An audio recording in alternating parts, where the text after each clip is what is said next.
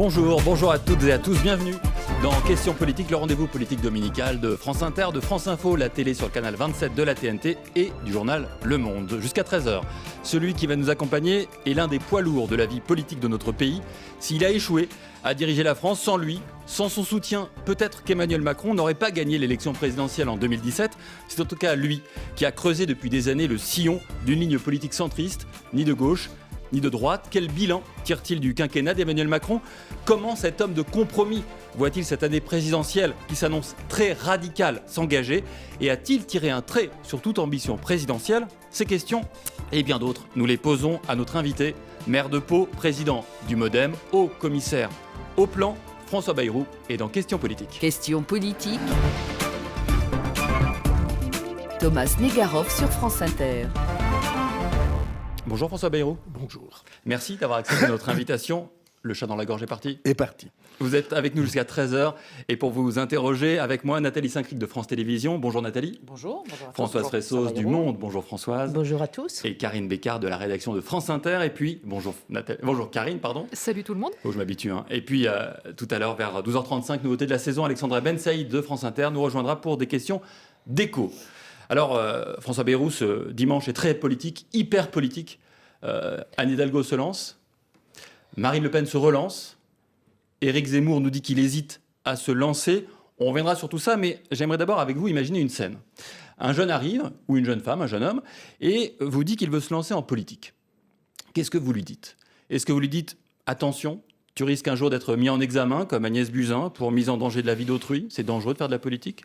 Vous lui dites « Attention, c'est dangereux, parce que, comme la mairie de Pau cette semaine, des antipasses risquent peut-être de tenter d'entrer dans ton bureau et peut-être de te causer des torts physiques ». Ou est-ce que vous lui dites « Attention, comme Benoît Hamon cette semaine, tu risques un jour de vouloir en sortir parce que tu te diras que tu ne peux plus rien faire ». Qu'est-ce que vous lui dites ?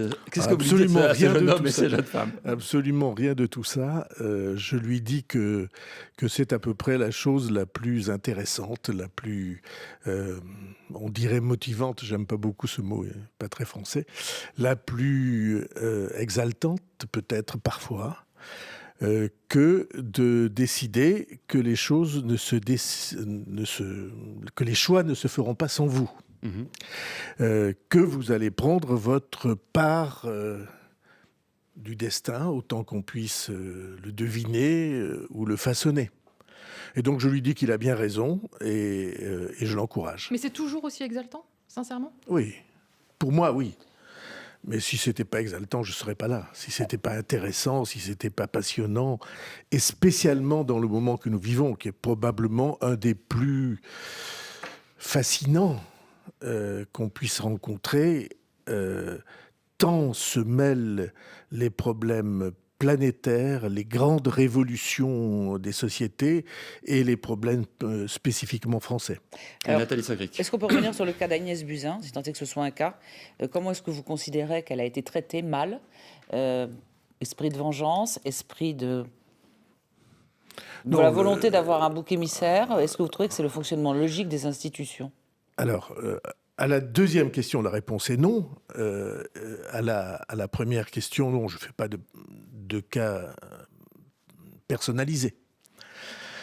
Il y a deux questions dans cette affaire. La première question, c'est est-ce que le gouvernement et Agnès Buzyn sont responsables de décisions qui ont porté tort aux Français, aux victimes.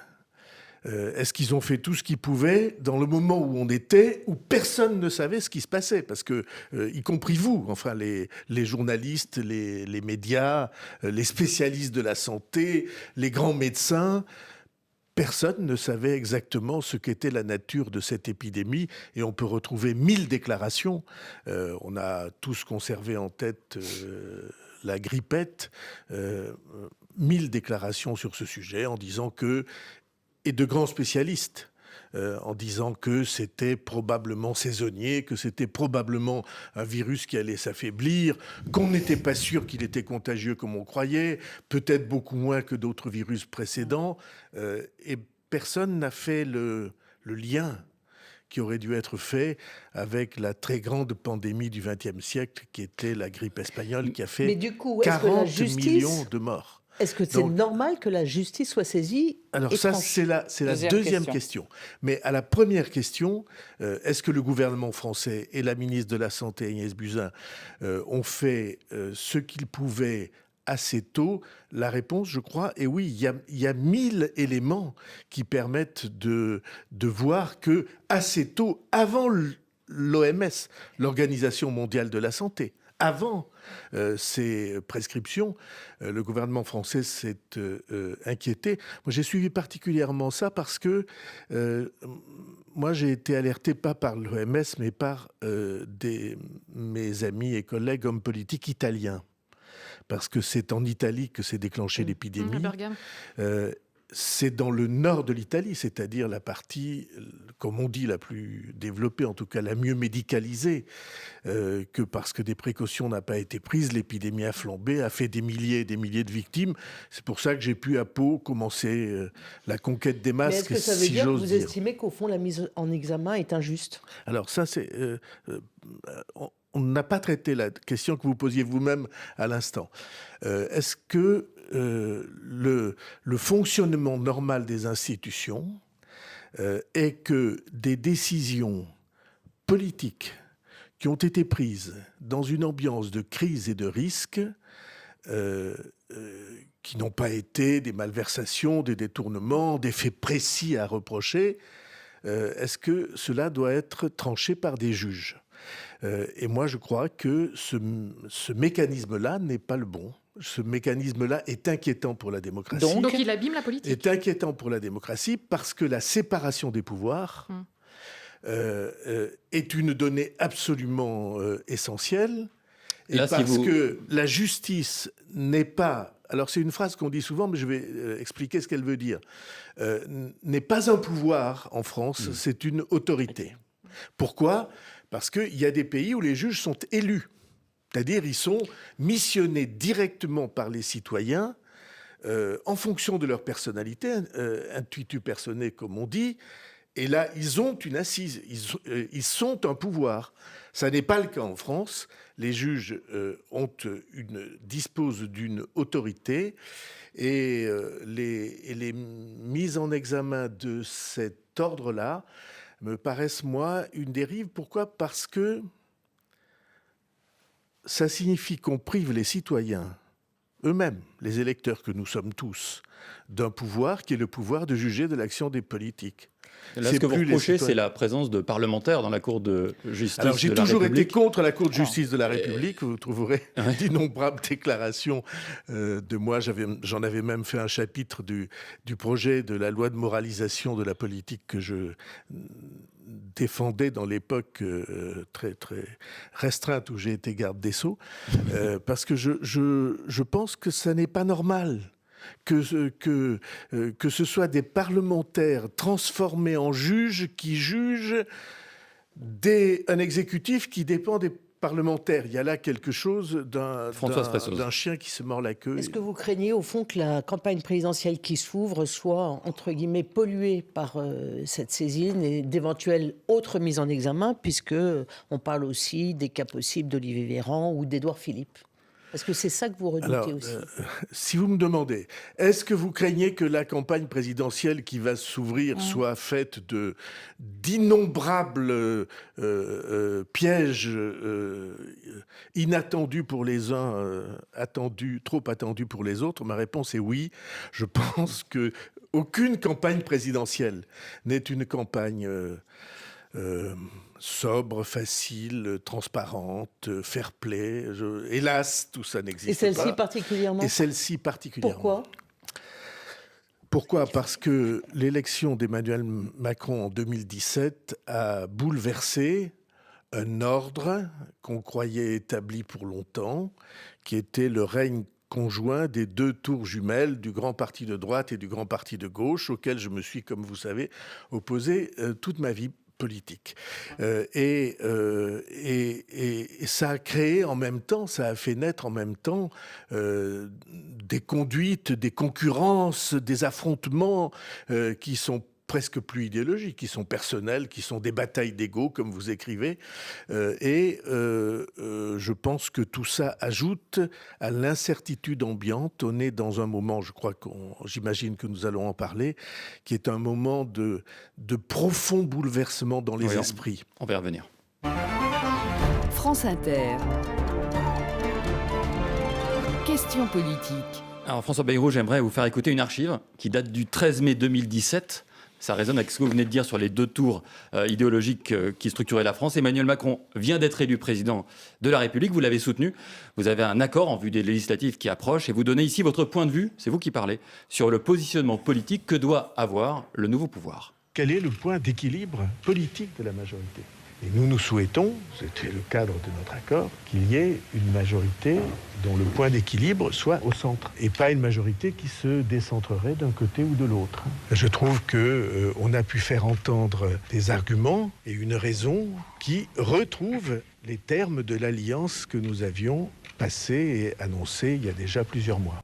Alors, François Bayrou, 5 ans plus tard. C'était pas si mal, c'était juste. Oui, 4 ans plus tard, même 4 ans et demi. C'est pas mal que j'ai pas changé d'avis. Sauf qu'aujourd'hui, en 5 ans. le Premier ministre, si je ne me trompe pas, est de droite, le ministre de l'économie également, le ministre de l'Intérieur aussi, et le ministre de l'Éducation nationale également. Vous n'avez pas l'impression, finalement, que le centre de gravité que vous évoquiez, que vous espériez au centre, c'est quand même assez clairement déplacé vers la droite ? Alors, il se trouve que je connais un peu le président de la République et que c'est lui la clé de voûte, la pièce maîtresse de tout ça, de notre architecture politique. Je sais, pour le voir réfléchir et agir, je sais que lui, son point d'équilibre est là. Il ne s'est pas déporté sur la droite, C'est Emmanuel Macron, au pas cours de du ce quinquennat ? Pas du tout. Vous ne me contesterez pas d'être un homme du centre. Quand il faut de l'autorité, il en faut. Quand il faut de la sécurité, il en faut. J'ai construit à Pau une police municipale qui est sérieuse. J'ai mis en place tous les éléments de sécurité, de vidéosurveillance dans la ville. Et mon opposition, qui n'avait pas beaucoup de succès, mais a dit ce sont des mesures de droite. Bon, je ne laisse pas perdre de vue ce qu'est l'intérêt majeur de chacun des citoyens. Ni l'ordre, ni la sécurité ne sont de droite. Ils sont le devoir qu'on doit à ceux dont on a la responsabilité.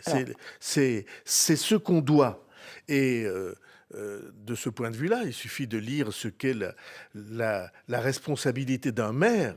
Il a la responsabilité de la sécurité, de la salubrité. Et le président de la République, il a la responsabilité de cette préservation d'une société qui permet aux gens de vivre ensemble. On a quand même l'impression dans les études d'opinion qu'il y a une droitisation de la société française. Je voulais vous demander, à l'occasion de la campagne électorale, quels seront, selon vous, les thèmes prédominants sur lesquels la bascule risque de se faire ? Comment vous voyez les choses ? Est-ce que c'est le régalien ? Ce que je vois, ce que c'est j'espère. l'écologie ? Ah, alors il y a ce que vous voyez, ce que vous espérez. Alors allons-y. Ce que j'espère, c'est que nous allons aborder en priorité la grande question de l'éducation.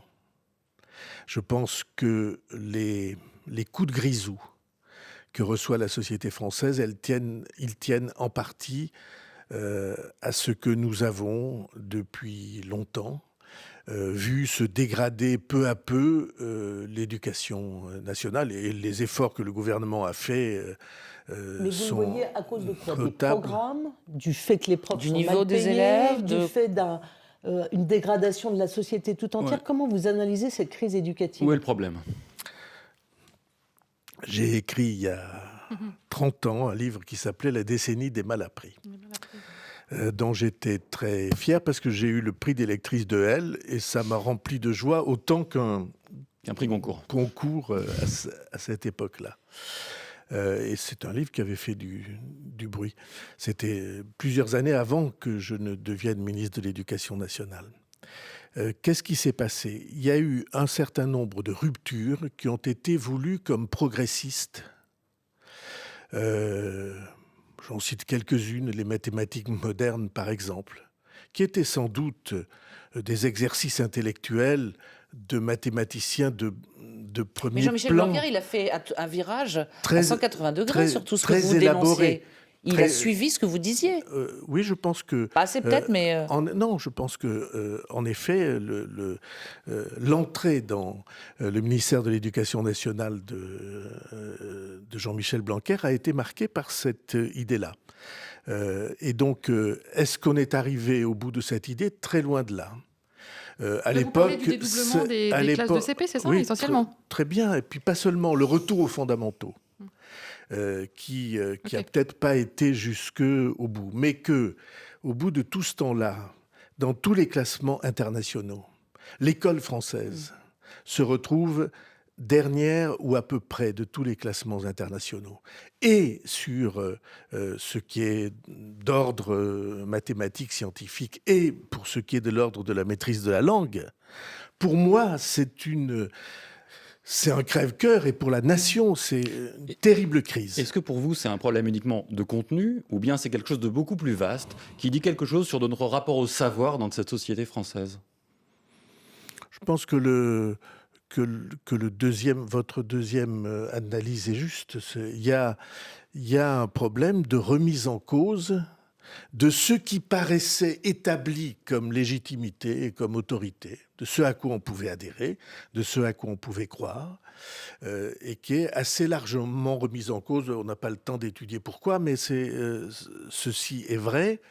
Ça a entraîné un certain nombre de ruptures qui font que la transmission de génération en génération s'est trouvée mise en cause. Par exemple, les écoles normales étaient une institution formidable. Elles assuraient aux maîtres du premier degré, aux instituteurs, comme disait Péguy, aux hussards noirs de la République, elles leur assuraient une surface, une solidité, y compris en termes de savoir, qui était remarquable. Et aujourd'hui, de ce point de vue-là, on a été obligé de perdre une partie de ses repères.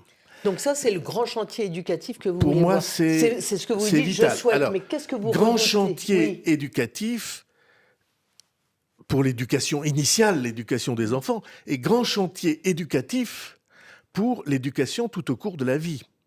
Parce que la formation et la reformation des jeunes et des adultes, c'est aussi un très très grand chantier. Et donc j'espère que ceci sera une grande priorité. Ça, c'est votre rêve. Il y a, Vous espérez, il y a mais une oui. deuxième priorité Oui. que j'espère et que je crois nécessaire, c'est la reconquête de la production. La reconquête industrielle, la reconquête agricole, dans les conditions nouvelles de la production qui sont celles de la transition écologique, mais cependant avec la nécessité de refaire de la France un pays de production, simplement pour soutenir le contrat social qui est le nôtre, si on n'avait que cet objectif-là. Et vous reconnaîtrez là les deux verbes sous lesquels j'ai fait plusieurs campagnes présidentielles, qui étaient instruire et produire. Et je pense que ces deux nécessités se sont aujourd'hui imposées comme incontournables. On sent en tout cas que vous avez envie de peser. On verra comment dans le débat présidentiel. On a l'impression quasiment d'entendre un candidat. On y reviendra évidemment sur cette question-là, qui peut-être vous fait sourire. Je vous vois sourire déjà. L'autre question quand même, c'est... Françoise va la poser. En fait, c'est très lié à ce que vous dites, c'est-à-dire l'interrogation qu'on a aujourd'hui, c'est au fond, qu'est-ce que c'est que cette force centrale, ou en tout cas, quelle est l'idéologie de cette force centrale que vous essayez d'installer maintenant dans la durée, puisque vous avez le projet de création d'un grand parti du centre. On a cru à un moment que c'était très centriste. Là, quand on regarde instruire, produire, c'est pas exactement ça. Donc, comment vous définissez au fond le projet que vous voudriez porter, et pourquoi tout d'un coup vous vous êtes rallié à cette idée de grand parti alors que vous étiez très soucieux de préserver l'autonomie du MoDem? Vous êtes assez une observatrice pour savoir que tout l'effort de ma vie politique a été de rassembler le centre pour en faire une force Centrale. majeure de gouvernement.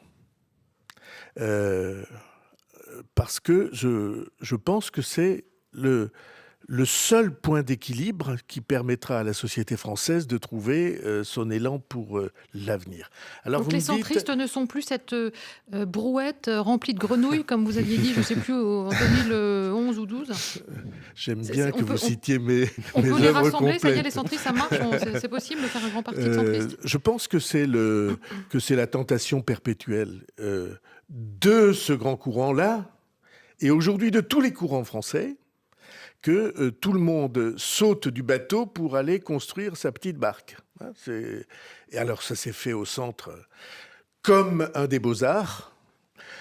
Et pour moi, c'est une des explications du temps qu'il a fallu et de la chance qu'il a fallu pour corriger ça et reconstruire un parti de gouvernement. On y viendra dans une minute. Mais je réponds à Françoise Fressoz. Est-ce qu'on peut définir en un mot ce qu'est l'idéologie, la doctrine, la philosophie de la vision du monde de ce courant politique-là? La réponse, pour moi, est évidente. Oui, la doctrine et la philosophie de cette famille politique, c'est l'humanisme au sens large du terme. Alors, on a quand même l'impression, on entend maison commune chez Monsieur Lecornu, on entend grand parti, comme disait Françoise, on entend plein de mots en appelant des vœux une espèce de coquille. Alors, on se demande si la coquille sera simplement une coquille de soutien ou une coquille pour supporters ou fans d'Emmanuel Macron, ou si on pensera dans cette coquille. Et pour penser, il faut peut-être s'y mettre un peu à l'avance. Et là, on a l'impression qu'en 8 mois, pour définir un corpus, il va falloir vraiment se dépêcher de savoir ce qu'on met dans la coquille. Il y a quelque chose d'absolument juste dans ce que vous avez dit, et il y a quelque chose de, je crains, un peu faux. Voilà. Alors, on va expliciter. Le bilan. Donc, ce qui est absolument juste pour moi, c'est que ça n'est pas un parti pour un homme. Je ne crois pas au parti pour un homme. J'ai jamais cru. Je crois aux tendances profondes de la société française, de la démocratie dans le monde, et je ne crois pas au parti fait pour une seule personne. Ils doivent se rattacher un jour ou l'autre à un courant fondamental ou retrouver le courant fondamental qui est le leur, ce qui, je crois, peut tout à fait se faire. Ça, c'est le premier point. C'est donc la construction pour laquelle je plaide, c'est une organisation politique pour des générations. Ah oui, donc c'est pas pour simplement 2022. Non, pas du tout. Le d'accord. Parti socialiste, ça a été créé en 71, et c'est un peu au goût...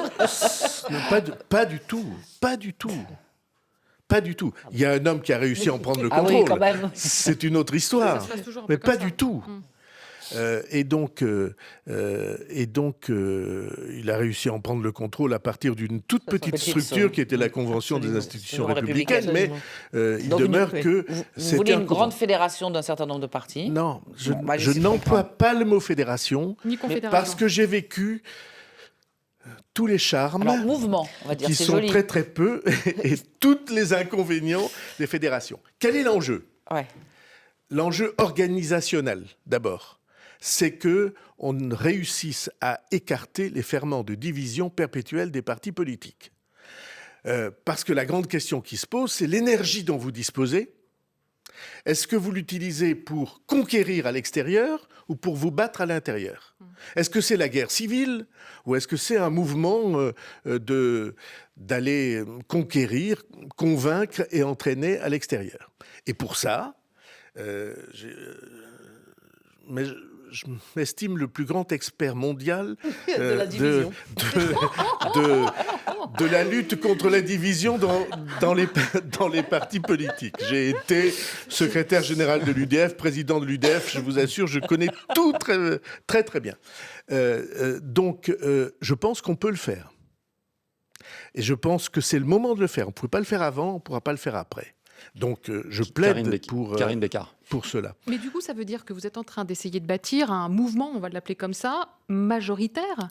Ça Oui. veut dire que vous n'êtes plus dans l'optique de créer des coalitions, vous n'êtes plus sur Je n'ai l'idée jamais de proportionnelle alors. La proportionnelle, c'est fini. Ah non, pas du tout. Alors, comment ça marche ? Est-ce qu'on peut nuancer ces affirmations ? Je n'ai jamais été pour les coalitions. Je crois n'avoir jamais employé ce mot. Parce que les coalitions, c'est la 4e République. C'est aussi Oui, mais quand on l'Allemagne. est- C'est aussi l'Allemagne où ça marche très bien. C'est aussi l'Allemagne. Vous dites que ça marche très bien, on verra Ça peut- dans un mois. Non, mais ça a on pas verra mal marché, dans quand un même. mois. Mais ça existe de fait quand on veut de la proportionnelle. Non, pas du tout. Ah bon. Alors, je vais me référer aux grands auteurs. Au seul qui compte sur le sujet, c'est le général de Gaulle. Lorsque de Gaulle définit dans le grand discours institutionnel de sa vie, qu'il n'a jamais quitté, qui s'appelle le discours de Bayeux, en 1946, lorsqu'il définit ce que doivent être les institutions françaises, je vais le citer, je crois, à peu près exactement, voilà ce qu'il dit. Il dit, d'ailleurs c'est formidable, parce qu'il y a un enregistrement extraordinaire de cet instant-là, parce qu'il y a la grande voix du général de Gaulle qui parle, et il y a un petit oiseau qui fait le contrepoint par des trilles à la voix du général de Gaulle sur l'enregistrement, c'est formidable. Que dit-il Coalition. le général de Gaulle? Il dit « Nous allons enlever l'exécutif aux manœuvres parlementaires. Le gouvernement sera désigné par le président de la République en tenant compte, je cite entre guillemets, en tenant compte des nuances de l'Assemblée nationale. » Ça veut dire que les coalitions, c'est quoi? C'est des partis qui s'entendent, et il faut qu'ils s'entendent avant que le gouvernement existe. Et donc, le gouvernement est soutenu comme la corde soutient le pendu, vieille formule de la 4e République. La défection d'un zozo ultime permet de faire tomber le gouvernement. C'est exactement le contraire, la 5e République. Et c'est pourquoi on a bien eu raison de mettre le calendrier à l'endroit, ce que nous avons fait il y a quelques années. C'est le président de la République qui est élu. C'est à lui que les Français délèguent la magistrature de la vision et à qui ils font confiance pour les institutions. Et c'est un choix d'homme, de personne, avec tout ce qu'il porte en lui de projet. Mais c'est un choix dédié à une femme ou à un homme. Et ensuite, ce président de la République désigne un gouvernement. Et il a en face de lui une Assemblée nationale, et il est bon que l'Assemblée nationale, dans ma vision, soit le plus représentative possible du pays. Donc, Et la proportionnelle. après, eh bien, vous constituez un gouvernement en tenant compte des orientations que le pays a transmises. Voilà, c'est un président de la aussi République simple que ça. Au-dessus des partis, qui a une vision. Est-ce que c'était le cas d'Emmanuel Macron? Et que pense-t-il de cette proposition que vous faites ici? Alors là, vous savez, vous êtes cruel parce que vous Non. me mettez en face d'un des problèmes les plus importants de ma vie. Je suis victime d'une pathologie. Oui, on la connaît. Pathologique, mais presque. Et donc, je suis victime d'une Patibulaire. pathologie. Vous oubliez tout ce qu'il vous Que dit. je Et vous suis pouvez pas nous le amnésique répéter. C'est dès pas de qu'il chance. s'agit de mes conversations avec le président de la Alors, République. ce que vous pouvez peut-être nous dire, c'est à quelle date va émerger ce mouvement? Quel sera son nom? Plus tôt que plus tard. C'est-à-dire avant la fin de Alors, on est l'année? dans les énigmes. Une réponse de... Non, Pas loin, oui, Avant la j'espère fin de qu'il- l'année? Je pense qu'il faut aller vite, autrement ça ne se fera pas. D'accord. Vous voyez bien, si on attend l'élection présidentielle après... Quel pourcentage de chance vous lui donnez? Oula. Un peu plus de 50-50. Quand Ah, j'entends... pas plus que ça? Ouais, François Bayrou, tout à l'heure, vous avez dit le mot humaniste qui m'a beaucoup intéressé. Oui. Vous, l'amoureux de François Ier, je pense que ça résonne aussi dans votre culture personnelle.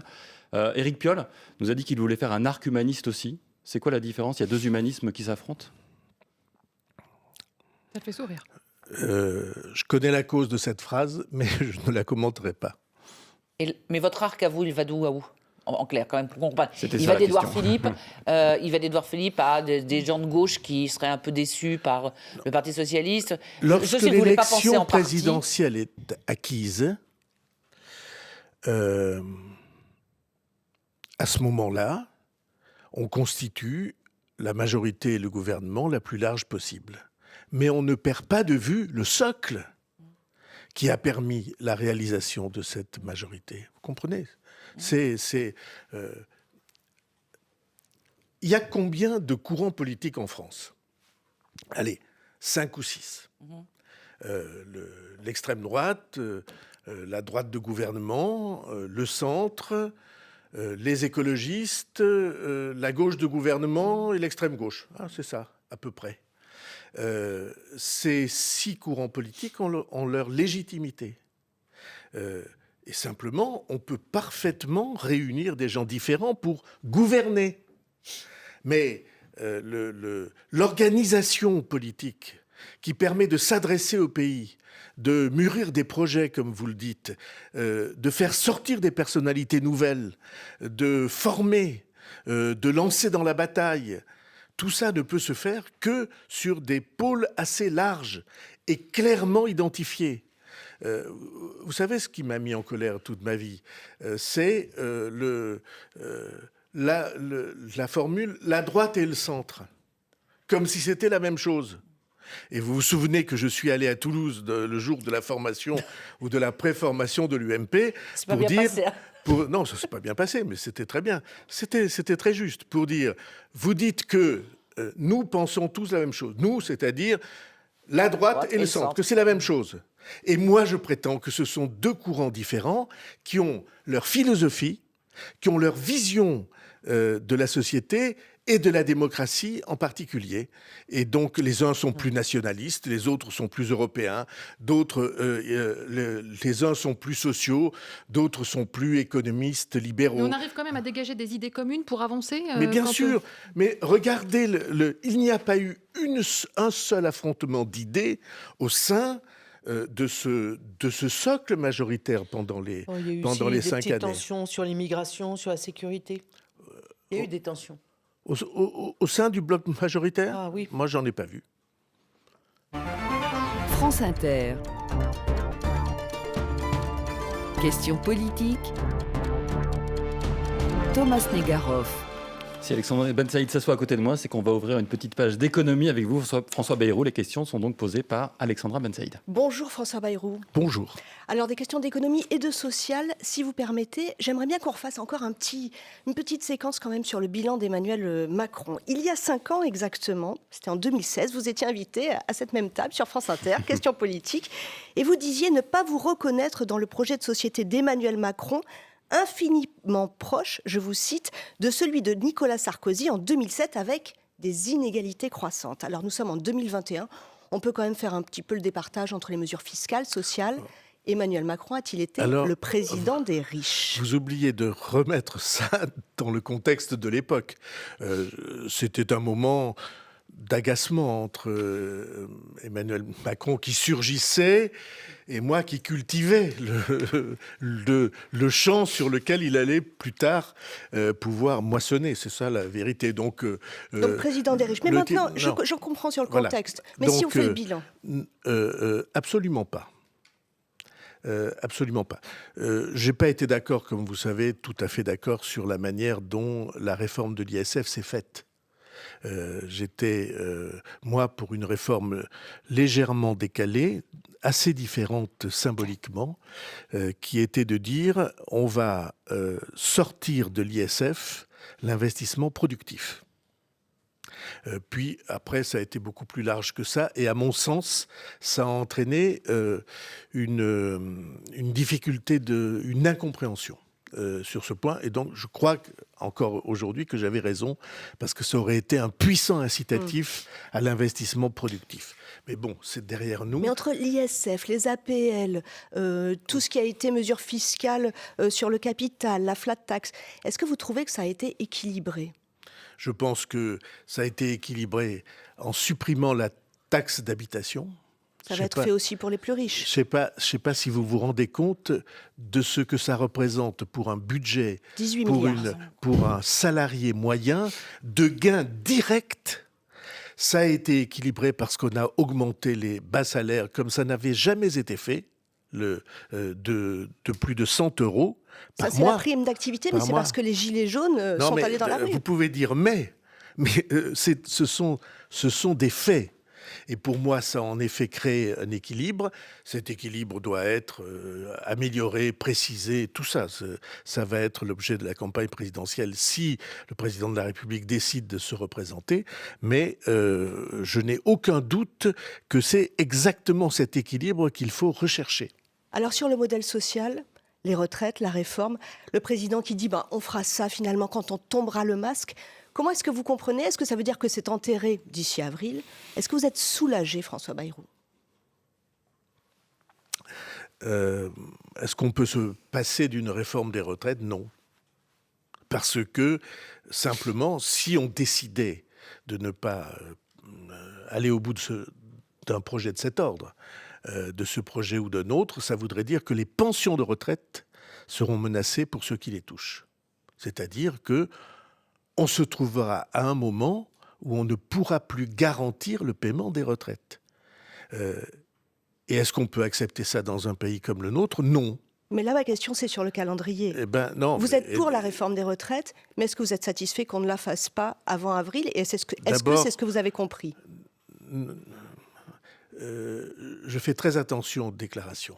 Ce qui a été dit, et à juste titre dit, c'est qu'on ne pouvait pas faire une réforme comme ça, alors qu'on est en plein épisode de pandémie. Et même le patronat est venu dire qu'il préférait qu'on rétablisse les choses plutôt que de se trouver ou de créer un nouveau trouble. Mais la réforme des retraites, elle est indispensable et elle devra avoir lieu. Et toute personne qui prétend que non est, à mon avis, quelqu'un qui n'est pas fidèle à son devoir, à sa mission. Allez, des questions pour le haut-commissaire au plan que vous êtes depuis septembre 2020. Le plan qui est en quelque sorte ressuscité avec vous. Et il faut rappeler à tous ceux qui ne l'ont pas compris que le plan, c'est ce qui nous a fait passer de la misère de l'après-guerre aux 30 glorieuses. C'était avant la mondialisation. Alors, une année d'existence, le Haut-Commissariat au plan a produit 6 notes. Est-ce que vous voyez votre influence dans des décisions? Oui. Lesquelles? Je pense que la note que nous avons produite sur la production d'électricité a changé en partie, je ne m'en glorifie pas, le climat sur la question du nucléaire en France.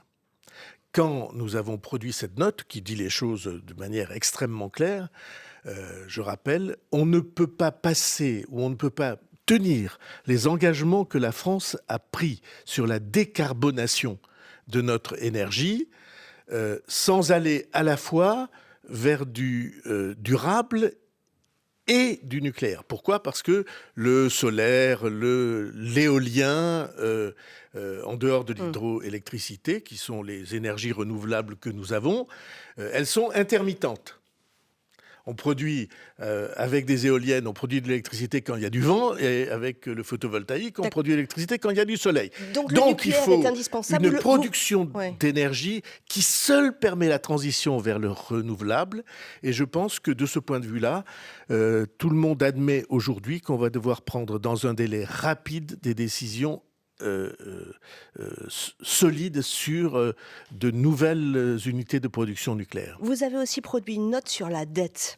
Alors justement, en 2007, vous étiez le héros de la lutte contre la dette. En 2007, elle était 2 fois moins lourde qu'aujourd'hui, puisqu'aujourd'hui elle est à 116%. Mais est-ce que vous ne trouvez pas que c'est encore l'angle mort de ce début de campagne? On ne parle pas de ce qui va se passer avec cette dette. Et j'aimerais savoir ce que vous en pensez, François Bayrou. Que doit-on faire dans le prochain quinquennat? Est-ce qu'on doit la faire baisser, cette dette? Est-ce qu'on doit la laisser prospérer? Ou est-ce qu'on doit ne rien faire du tout? Ça vous fait rire. Il y a 2 dettes. Il y a la dette perdue et il y a la dette constructive. La dette qui permet de construire. Quand vous empruntez, je ne sais pas quoi, pour acheter à perpétuité des téléphones portables ou des jeux vidéo, ou je ne sais pas, si c'est en empruntant que vous le faites, c'est une dette qui ne portera pas ses fruits. Si vous empruntez pour construire une maison, c'est une bonne dette. Alors, c'est comme le cholestérol, mais est-ce qu'il va falloir, je vais préciser ma question, est-ce que vous considérez... Non, vous avez compris ce que je veux dire. Absolument. Parce que, mais est-ce qu'il va falloir faire baisser... Vous savez bien, on a une dette. Est-ce qu'il faut quand même essayer de diminuer cette dette? Et par quel levier? C'est ça ma question. On doit traiter la question de la dette par l'augmentation de la production en France. Car la dette, comme vous savez, c'est un rapport entre ce qu'on emprunte et le produit du pays, le produit intérieur du pays. Et on fait baisser la dette en augmentant la production. C'est par la croissance qu'on y arrivera. Donc, alors ça doit être une croissance pas avec vertueuse. Des hausses d'impôts, pas avec des baisses de dépenses publiques, c'est ça que vous êtes en train de dire? Oui, je pense que l'essentiel doit être fait par la croissance. C'est ce que, excusez-moi, vous êtes économiste, c'est ce que les Allemands ont fait. La part de la dette a baissé en Allemagne parce qu'ils ont augmenté, ils ont fait grandir l'activité du pays. France Inter. Hashtag Question Paul. François Bayrou, pour engager la fin de l'émission, j'ai une question que j'ai commencé à évoquer tout à l'heure et que j'ai envie de vous poser. Est-ce que vous avez personnellement abandonné toute ambition personnelle? Je vous ai souvent entendu parler de Joe Biden comme d'un possible modèle pour vous. Non. Mélangeons pas tout. Ah, c'est vous qui en avez parlé. Hein. Alors, c'est pas moi qui en ai parlé. Hein. Moi, je vais vous dire ce que je pense, c'est très simple. Est-ce que j'ai jamais une seule seconde renoncé à la perspective ou au devoir, à l'obligation, quand on est un homme, un citoyen engagé d'exercer des responsabilités? Jamais, pas une seule seconde. Pas plus aujourd'hui qu'hier. Les gens qui passent leur temps à dire « Ah non, c'est fini, moi, j'appartiens pas à cette catégorie-là. Je regarde l'avenir avec gourmandise. » Donc quel rôle du coup, alors vous avez envie de j'aime remplir pendant cette présidentielle? J'aime les défis, j'aime les relever, et il m'arrive assez souvent de penser qu'au fond, j'ai vu juste plutôt que bien d'autres sur beaucoup de sujets. On parlait de la dette à l'instant. Donc, est-ce que j'ai renoncé à quoi que ce soit? Jamais. Simplement, quand j'ai quelqu'un que j'estime dans la responsabilité majeure du pays, dont je crois qu'il a des qualités qu'on ne rencontre pas souvent, on va dire, dans la vie, de solidité, de liberté, d'audace, qu'il n'a pas peur, et qu'il pense le plus souvent juste, alors je dis, je suis content de l'aider. Est-ce que j'ai renoncé à quoi que ce soit? Jamais. Comprenez le... Hein, c'est assez simple.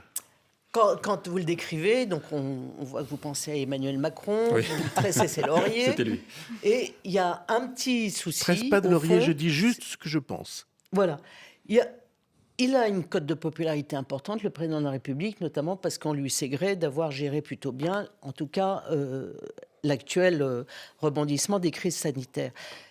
En intention de vote, ça ne se traduit pas totalement en pourcentage de la popularité. Tout le monde dit qu'il y aura un duel au bout du compte Macron-Le Pen. Est-ce qu'il y a un grain de sable dans ce scénario qui pourrait faire déraper les choses? Françoise Fressoz, pas un grain de sable, 1000 grains de sable. Alors, Lesquels? dites-nous un peu 1000 comment parpaings comment vous voyez le paysage 1000, politique. Lequel est en le pire? qui vont... 1000 C'est ça une campagne présidentielle. C'est le moment le plus dramatique au sens dramaturgie du terme qu'on ait Beaucoup à de choses se connaître. soldent à ce moment-là, effectivement. Oui, tout se décide à ce moment. Et ça ne se décide pas arithmétiquement. Ça se décide dynamiquement. Ça se décide par quelque chose qui est d'un regard qui est plus profond que le reste. Vous savez bien, vous faites un métier, et vous savez, une des grandes lois de ce métier, elle est parfois dure, c'est que le non-verbal, l'apparence, le visage, les sentiments qu'on lit dans vos traits, la couleur de votre cravate, le non-verbal pèse 3 fois plus au moins que le verbal. Alors, On va quand même continuer à parler. alors les hommes politiques, ils passent leur temps à peaufiner des formules, Donc, vous silence passez de mort. votre temps à écrire, Alors- mais ce qu'on lit, c'est ce... Alors, Alors, ça qu'est-ce n'est que pas c'est- ce que vous dites, c'est ce que vous êtes. D'accord. Nathalie, Alors un peu de justement, verbal quand même. on a un peu l'impression qu'il y a une certaine forme de confiance quand même assez relative du côté de l'Élysée. On voit à la gauche, il y a 74 candidats, chacun est à 10, personne ne submerge. Deuxième plaisir, voir ce qui se passe chez les Républicains. Il y a Éric Zemmour qui vient d'arriver, on en parlera peut-être. Donc, dans votre non-verbal, qu'est-ce que vous redoutez le plus? Puisque le verbal, ça a l'air d'être la division. Est-ce que c'est Emmanuel Macron lui-même qui est son pire ennemi dans son comportement, avec un certain nombre de phrases qu'il a pu prononcer? Est-ce que vous pensez, certains ont parlé de haine ou de défiance, est-ce que vous faites le même diagnostic? Est-ce qu'il est son pire ennemi d'un point de vue non-verbal et comportemental? Alors, qu'il y ait chez un nombre certain de Français un sentiment d'hostilité personnelle au président de la République, ça c'est vrai. Ça vient de quoi? C'est très difficile à expliquer. Il le sait bien. Moi, je n'ai aucune mémoire, mais je sais qu'il lui arrive d'en parler avec des amis. Il sait très très bien ça. Quand on risque des explications, il y a des gens qui disent c'est parce qu'il a réussi trop tôt. Et vous pensez que ça peut être l'explication ? J'en sais rien. J'ai du mal parce que l'homme que je vois, spécialement quand il parle de plein pied, avec ceux qui n'ont pas le pouvoir, avec ceux qui ne sont pas les puissants, avec ceux qui sont des concitoyens et des concitoyens avec des problèmes. Tout le grand débat. Les obscurs et les sans grade. Tout le grand débat. Ce qu'on voit, c'est que c'est une relation vraie. Il écoute, il entend. Ce qu'il dit, il le sait, il le pense. Pas seulement les dossiers, mais la réalité humaine qu'il y a derrière tout ça. Et je pense que c'est vrai. Ça n'est pas perçu. Est-ce que ça peut l'être ? Je crois que oui. Karine Bécard. Mais vous-même, depuis le début de l'émission, vous avez utilisé ces mots, par exemple, des coups de grisou, des remises en cause, des ruptures. C'est tout le champ lexical d'une société fracturée, et on perçoit effectivement aujourd'hui cette société française fracturée.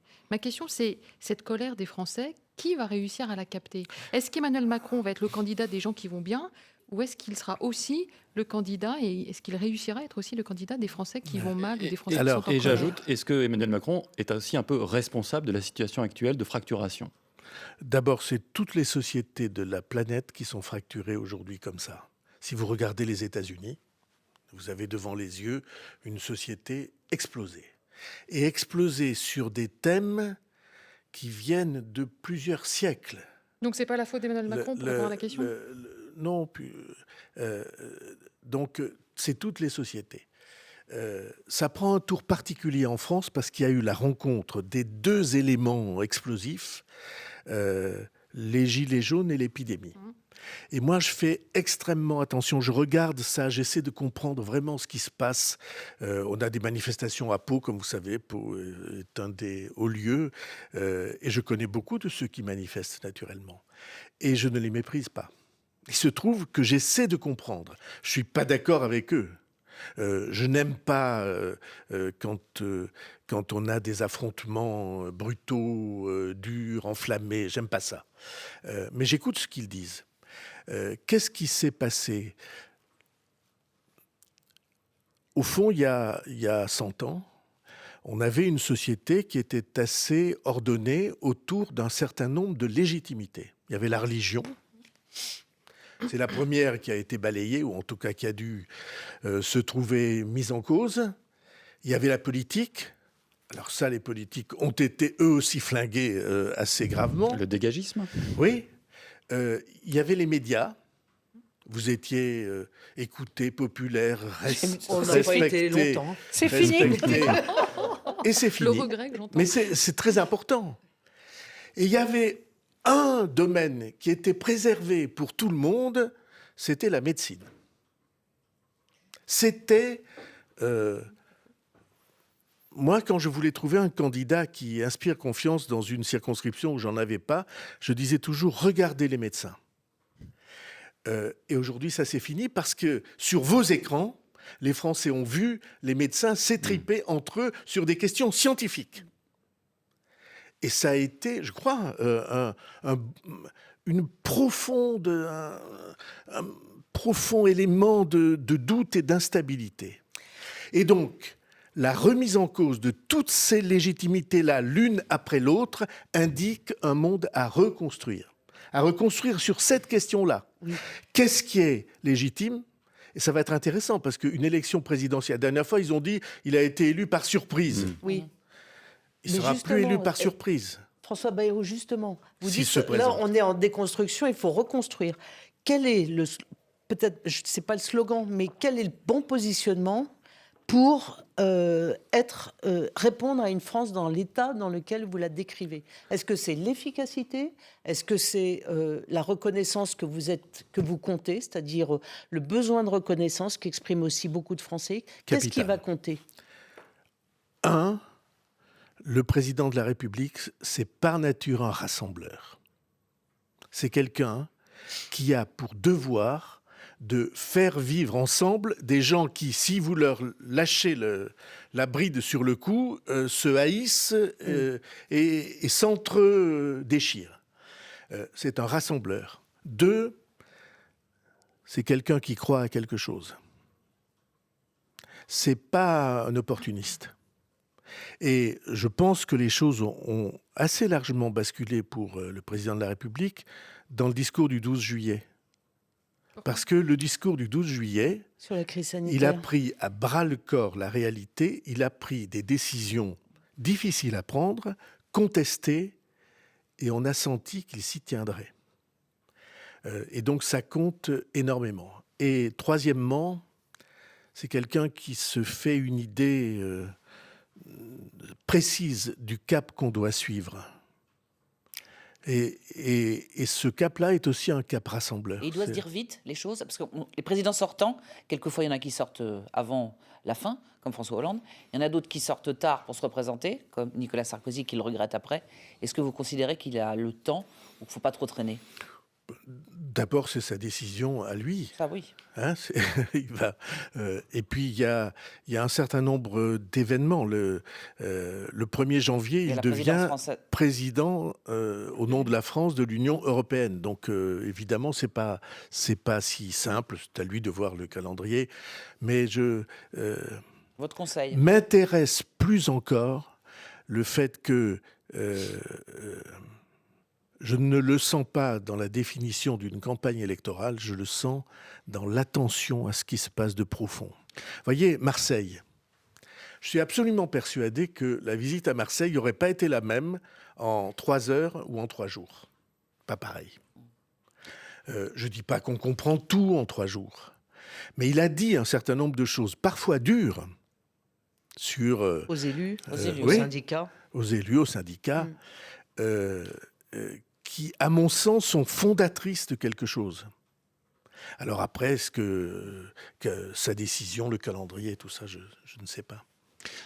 On a commencé l'émission, je vous ai posé la question, est-ce que vous croyez un peu encore à la politique? On voit que vous y croyez encore beaucoup et vous croyez surtout en Emmanuel Macron. Est-ce que vous n'avez pas peur aussi... Non. Laissez-moi terminer. Est-ce que vous n'avez pas un peu peur aussi que dans ce climat de radicalité, une voix qui se veut modérée, qui refuse peut-être d'aller vers ces champs-là, soit moins audible que celle d'un Éric Zemmour, par exemple, ou d'autres formes de radicalité qu'on peut lire et entendre par-ci, par-là? Alors, je ne suis pas sûr que le mot modéré corresponde exactement à ce que je suis. Je suis engagé, enthousiaste, et j'aime bien les ponts d'Arcole quand il faut aller les prendre. Mais sur le phénomène... Mais oui. je pense que les gens méritent d'être respectés. C'est très, très... Y compris ceux qui ne sont pas d'accord avec moi. Vous rappeliez tout à l'heure des déclarations méchantes que j'avais faites sur Macron surgissant. J'ai commencé à l'écouter et à me dire que peut-être il y avait quelque chose à faire avec lui quand il a commencé à parler de bienveillance. Ça paraît bizarre, parce que ce n'est pas un mot qu'on utilisait avant dans la politique beaucoup, en dehors de moi. Il a commencé à parler de bienveillance, je me suis dit, tiens, il y a là peut-être quelque chose qui est intéressant. Alors vous avez prononcé le nom de Zemmour, on est nombreux ici à connaître Zemmour depuis longtemps. Je vais vous dire ce que je n'aime pas. Passer sa vie à regarder ses voisins, les gens qui sont à l'école, sur la seule question de l'origine, de la religion, du prénom. T'as pas le bon prénom. Et si je réussis, je prendrai une loi pour t'empêcher d'avoir ton prénom. Pour moi, c'est absolument le contraire du devoir qui est le nôtre comme Français. C'est exactement le contraire de la France. Merci. Parce que la France, ça n'est pas une race, ça n'est pas une origine, ça n'est pas une religion, c'est une adhésion. Merci François Bayrou, on vous a bien entendu. À la semaine prochaine pour un nouveau question politique. Merci à tous, on est en retard un petit peu. Merci Alexandre Gilardi et Jean-Philippe Ballas pour la préparation de cette émission. À bientôt.